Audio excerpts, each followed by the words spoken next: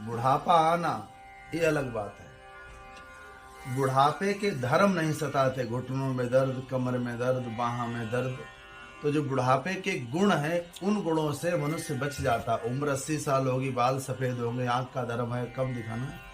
लेकिन 5 वर्ष के सनकादिक ऋषि उस मंत्र को निरंतर गाते हैं। परिणाम क्या होता है कि वो 5 वर्ष के ही लगते हैं, जबकि यथार्थ में हमारे पूर्वजों के पूर्वज हैं, हजारों वर्ष की उम्र होने पर भी वो 5 वर्ष के लगते हैं। केवल उनके पास एक मंत्र है, जिस मंत्र का नाम है श्री हरि शरणम। ये भागवत का मंत्र है। कहते हैं कि इस मंत्र को चलते फिरते उठते बैठे पवित्र अपवित्र हर स्थिति में, जैसे अब जो आप लोग हैं, आप लोगों के पास हर समय व्यस्तता रहती है, तो उस काल में हम क्या करें? बोले उस काल में आप गाड़ी चलाते समय, भोजन बनाते समय, बच्चों को नहलाते समय आप इस मंत्र को श्री हरि शरणम गा सकते हैं। निश्चित रूप से वृद्धावस्था के रोग आपको स्पर्श नहीं करेंगे। दूसरी बात, आपने आचार्यों को बुलाया, ब्राह्मणों को भोजन कराया, क्या होगा? तो तुलसीदास लिखते हैं कि सुख चाहत मूढ़ न धर्म रता।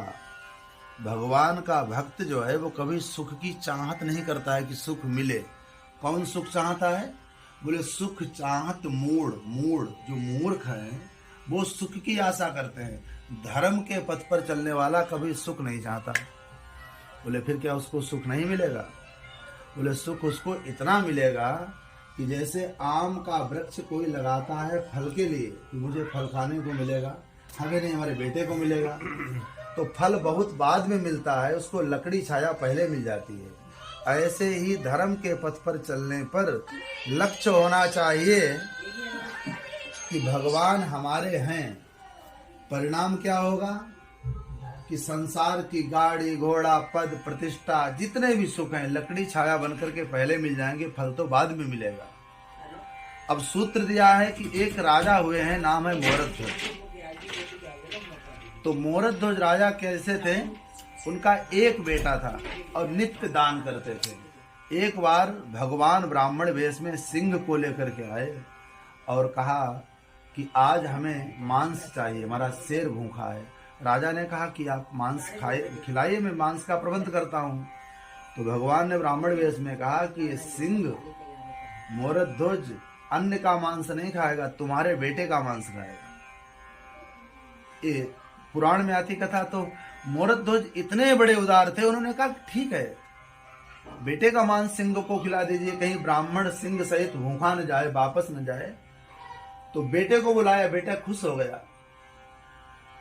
तो उसने कहा कि सिंह को कहिए मांस खाए।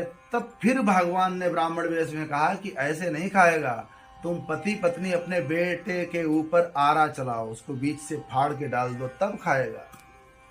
तो पत्नी ने एक तरफ पकड़ा हत्था, एक तरफ मोरध्वज ने पकड़ा और आरा जैसे पेट पे रखा, तो उस बच्चे की बाईं आंख से आंसू बहे, लेफ्ट साइड से आंसू बहने लगे। तो पूछा कि ये तो रो रहा है। तो उस बेटे ने कहा हम इसलिए नहीं रो रहे हैं कि आरा चलेगा, हम इसलिए रो रहे हैं कि सिंह केवल मेरा दाहिना भाग खाएगा, बायां भाग मेरा इतना अधम है कि सिंह खा भी नहीं सकता है। भगवान तुरंत प्रकट हो गए, न कहीं आरा था न कहीं लड़का था। तो कहने का अर्थ है कि मोरध्वज परीक्षा में पास हुए। महाराजा हरिश्चंद्र के सामने कितनी विषम परिस्थिति आई कि एक मेहतर भंगी के यहाँ, सुपच के यहाँ बनारस में कल्लू नाम के भंगी के यहाँ हरिश्चंद्र घाट पर बिक गए। और कैसे बिके? कल्लू उसका स्वामी है, राजा हरिश्चंद्र वहां पर रहता है डंडा लेकर के। बेटा मर गया हरिश्चंद्र का। पत्नी तारा अपने बेटे के अंतिम संस्कार के लिए आई। तो राजा हरिश्चंद्र ने कहा कि पहले कर दीजिए, क्योंकि हाँ मालिक का वफादार सेवक हूं, कर दो तब हम यहाँ पर अंतिम संस्कार करने देंगे। तो तारा के पास कुछ नहीं था, उसने अपना चीर फाड़ के दिया। चीर फाड़ा, भगवान प्रकट हो गए और जो राज्य लिया था वो सब लौटा दिया। तो धर्म कभी मनुष्य को रिक्त नहीं करता है।